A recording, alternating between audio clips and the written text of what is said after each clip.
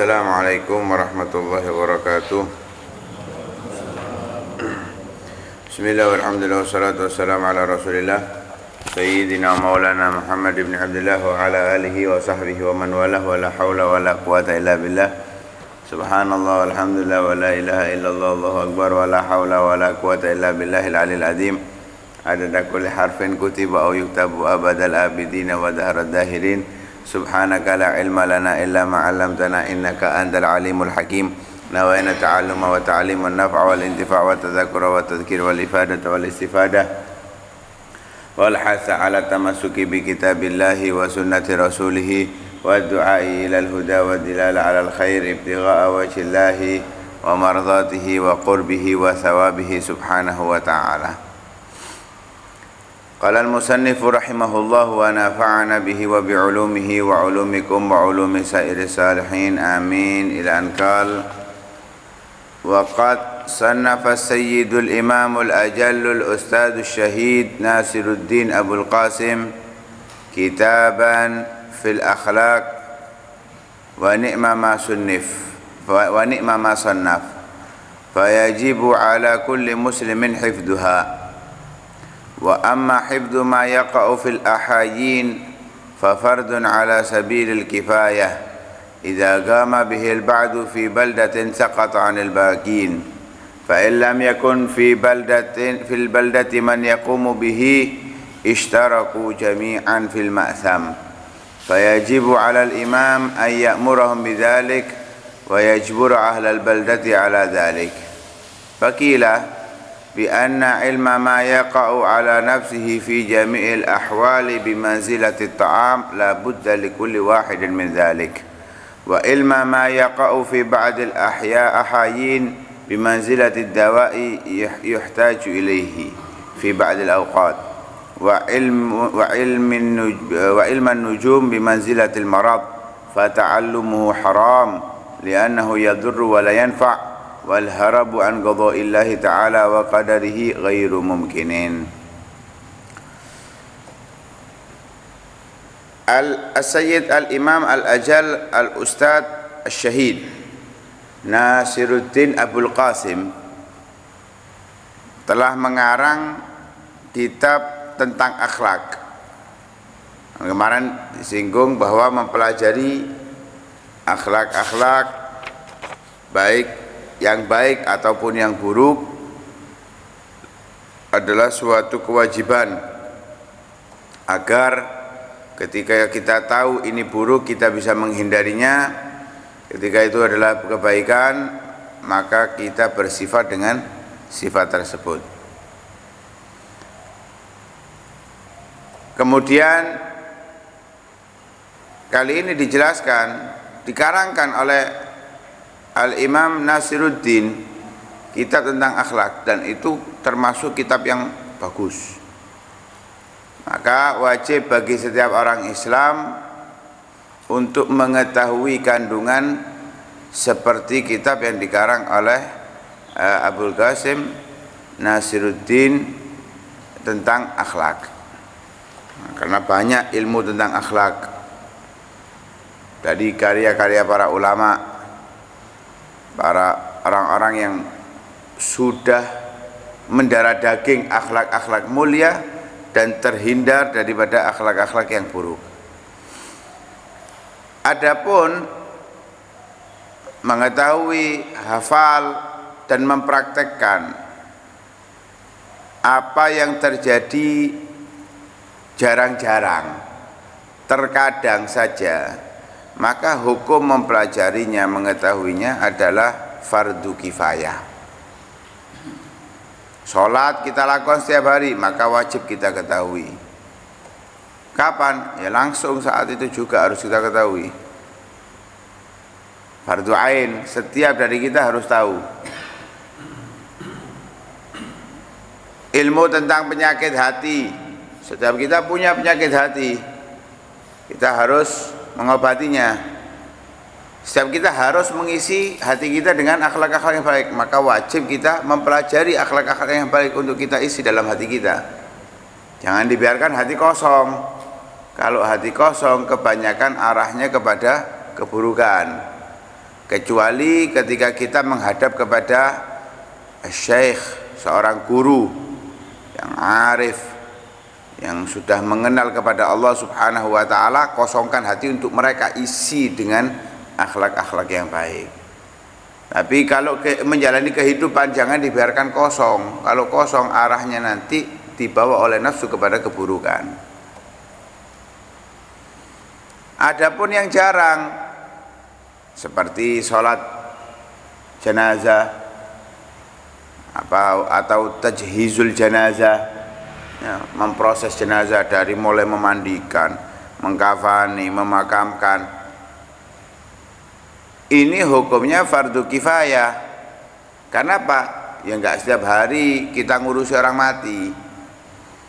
Mosok ndek sawan tok mati bendinono, kan enggak. Randu bangu bendinono wong mati ya ndak. Lamongan hak bendino ya mati gak ono.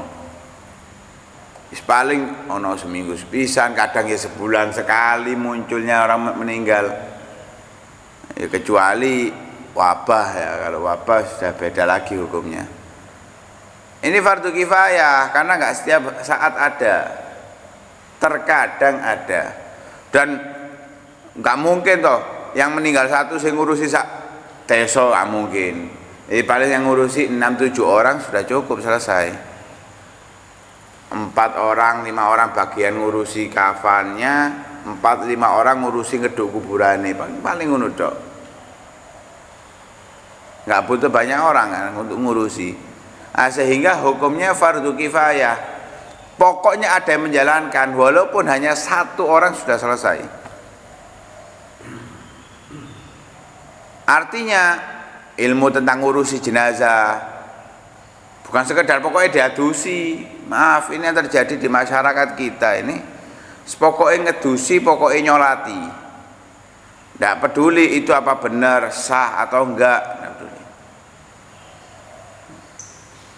Karena mayit itu kalau nggak diatur secara baik, terkadang setelah dimandikan keluar wong yang sudah sesuai dengan cara yang diajarkan dengan sempurna, kadang masih keluar lagi. Apalagi yang pokoknya ndang mari, ndang diadusi, ndang disolati, ndang dikubur, selak kerja, selak tok. Banyak yang tidak tahu, sehingga mengetahui, mempelajarinya itu hukumnya fardu kifayah. Harus ada walaupun 1 yang bisa, yang mengetahui ilmunya.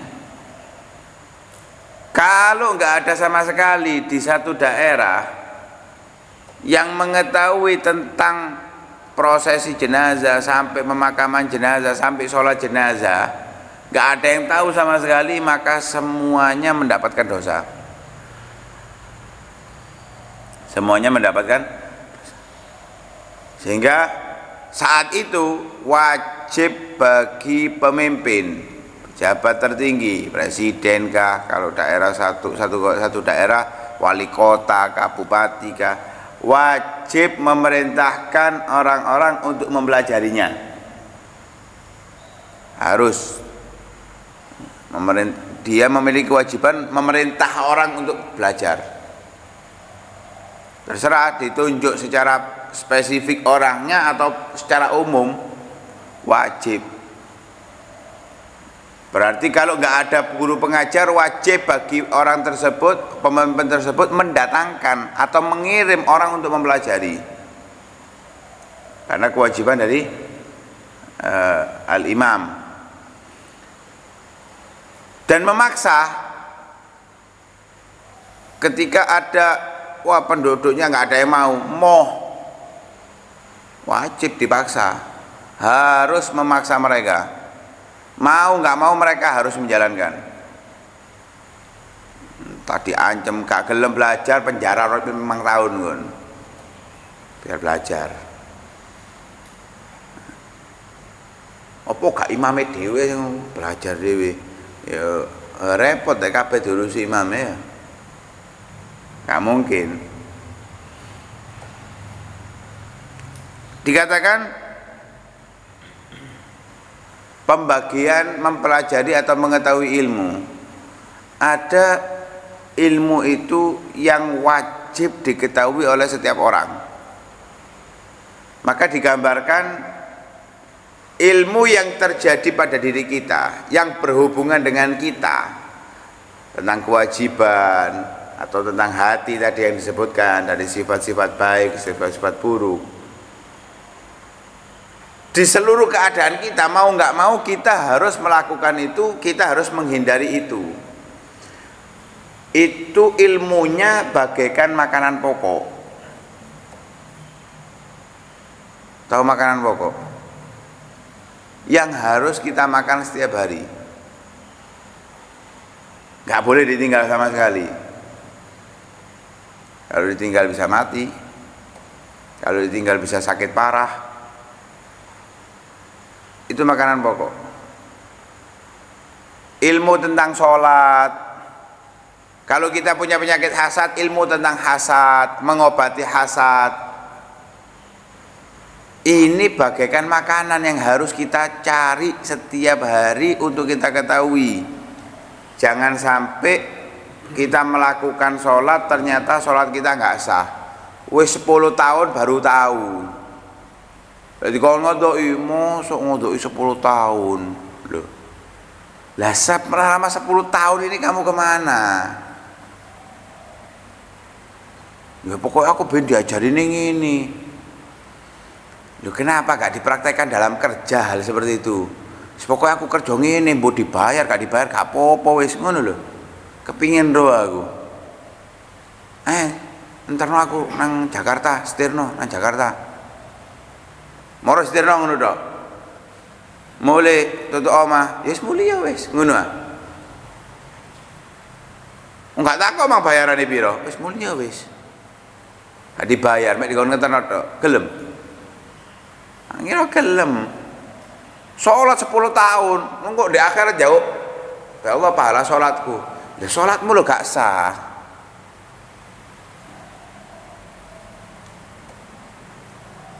Kok bingung golek pahala? Saya gak golek pahala. Sah dulu baru nyari pahala. Nah, hal seperti ini loh. Jadi jangan menyesal di kemudian hari marang ngono. Mau sore ngodoi puasa Ramadan, sudah dekat Ramadan wajib mempelajari ilmu tentang puasa Ramadan, gak gelem. Ketika sudah Ramadan berlalu 10 tahun 20 tahun ternyata yang dilakukan selama ini ternyata membatalkan puasa. Kalau sing ngandani lah kon urip di gunung dah, di pelosok gak ada ulama yang datang kepada kamu dah. Tinggal kamu datang ke ulama, orang yang mengerti, belajar bisa. Saya sibuk 24 jam sibuknya. Dari bangun tidur ke tidur itu gak ada waktu, walaupun 10 menit 20 menit untuk belajar. Kalau pengajian do teko mencari ilmu, kewajiban bagi kita itu mencarinya. Bukan nunggu ada pengajian baru hadir, bukan. Wajib bagi kita mencari ilmu. Hanya saja di saat ini difasilitasi, dikasih waktu untuk mempelajari. Inilah ada seminggu sekali belajar tentang ini. Tinggal kita datang di situ. Kok ilmu yang kita butuhkan sekarang nggak ada, ya cari. Jangan ngenteni tok kapan yang kok ono loh. Ini berhubungan dengan kewajiban kita gitu loh. Kalau kita nggak ada makanan pokok sekarang, ibaratnya kalau kita setiap hari makan nasi, saiki sedina pleng gak ono sego blas, beras gak ono, sego ndak ono. Ndekem ndek omah. Pastikan keluar, bagaimana caranya dapat, entah dengan meminta, pinjam atau bekerja. Pokok ya apa carane entuk. Sebab itu adalah kebutuhan kita. Duduk ndekem tok, lek ndekem tok ya. Kecuali kalau sudah fi maqami tawakkul, makomnya sudah tawakalnya tinggi kepada Allah, masih yon jero gua itu air sih. Aku kok gak itu ya kon gurun tawakal ngomong itu. Ya ngenes kon. Nah seperti itu. Jadi kalau sudah kita nggak tahu dan itu ilmu harus apa sesuatu itu harus kita lakukan, jangan melakukan dulu, ilmu dulu. Mau nikah, iskate nikah dhisik, mari ngono baru belajar ilmune. Nggak tahu dia mengucapkan kata talak ternyata, nggak tahu kalau itu adalah kata-kata yang membuat cerai, kan beresiko. Hal seperti inilah yang terjadi di masyarakat kita. Setelah terjadi baru takon pekerjaan, pokoknya kerja dhisik. Mana diwarai haram, bingung lho, mosok haram kok sempit gitu ya agama ini ya lho. Kudu sempit agama ya raimu sing sempit. Nggak mau belajar dulu baru ngomong sempit. Coba kamu belajar kan nggak maju ke situ. Kalau maju berarti kan kebacut, wis ora haram kok sing ngelangkai. Jadi jangan mempersempit syariat dulu. Syariat ini mudah, nggak ada yang susah. Kita aja karena nggak mau belajar akhirnya menganggap itu adalah repot. Yang kedua, ilmu yang dibutuhkan kita butuhkan tapi sewaktu-waktu. Nah, seperti ilmu tentang memandikan jenazah, seperti ilmu tentang proses jenazah, soal jenazah dan semisalnya. Yang kita butuhkan terus, seperti ilmu tentang warisan. Kan lek ono mati baru. Mosok saiki aku tak belajar iki soalnya iki mari ngene mati iki. Wali gak ero matine wong iki ero atine wong. Karena ono sing lara parah, wah iki maring ini mati. Dihitung warisane pisan. Yo takok, Ustaz. Iki lek mati warisane ya apa, Ustaz? Ngono. Wis paten ono dhisik ae jarene Ustaz. Baru kok takok. Nah, ini kan jarang-jarang terjadi. Ini fardu kifayah. Ketika ada yang sudah tahu, sudah. Dan ini seperti obat. Obat itu dibutuhkan kalau pas sakit. Kon gak ngeluh ngombe obat pusing, ya tambah ngeluh kon. Gak asam lambung minum obat asam lambung, ya munggah. Gak asam urat minum obat untuk asam urat, ya durung wae kumat-kumat disian. Seperti itu. Jadi ketika dibutuhkan baru dicari. Ketika dibutuhkan baru dicari. Ada ilmu tentang ramalan. Ilmu tentang ramalan. Ini penyakit. Ilmu ramalan ini penyakit. Mempelajarinya haram. Melihat dari garis bintang ini akan terjadi seperti ini, seperti ini, seperti ini. Nanti tahun 2000 sekian itu akan kiamat. Mati wonge, kiamat aja nih. Wonge wis mati, jadi makanya peteng kabeh katoke kiamat. Nah, ilmu seperti ini haram hukumnya. Kenapa? Li'annahu yadhurru wa la yanfa'. Berbahaya dan tidak ada manfaatnya sama sekali. Kenapa? Karena dia akan menggantungkan nasibnya dia kepada hal itu, bukan kepada Allah Subhanahu wa taala. Sedangkan wal harabu min qadaillahi wa qadarihi ghairu mungkin. Kita menghindar, lari, menjauh dari ketentuan dan takdir Allah itu enggak mungkin.